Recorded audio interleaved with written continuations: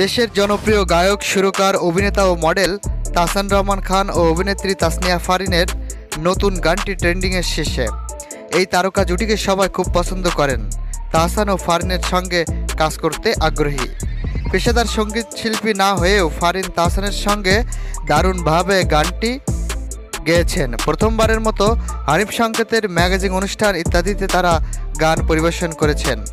তবে ফারিনের সঙ্গে নতুন করে কাজ করার আগ্রহ প্রকাশ করেছেন তাহসান খান। শুক্রবার গণমাধ্যমে এক সাক্ষাৎকারে তাহসান জানান, ভালোবাসার জন্য বছরের পর বছর ধরে গান করেন তিনি।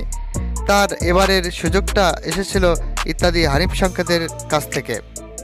রঙে রঙে রঙিন হব গানের বিষয়ে তাহসান বলেন, মানুষ যে গান ভালোবাসে এটা তারই বহিঃপ্রকাশ। কারণ আমাকে অনেক দিন পর এবার অনেকে বলছে, ভাই গানটা খুব ভালো লেগেছে, তা শুনে আমারও ভালো লেগেছে ইত্যাদির জন্য রঙে রঙে রঙিন হব শিরোনামে দ্বৈত গানে তাহসানের সঙ্গে কণ্ঠ দিয়ে প্রথমবার অভিনেত্রী থেকে গায়িকা হিসেবে আত্মপ্রকাশ করেন ফারিন। কবির বকুলের লেখা গানটি সুর ও সঙ্গীত করেছেন ইমরান মাহমুদুল। বর্তমানে মিউজিক বিভাগের ট্রেন্ডিংয়েও ইত্যাদিতে প্রচারিত এই গানটি উঠে এসেছে 1 নম্বরে।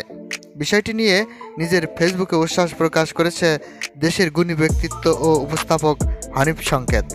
দর্শক, আমাদের ভিডিওটি ভালো লাগলে আমাদের পেজে ফলো এবং একটি সাবস্ক্রাইব করবেন। ধন্যবাদ সকলকে।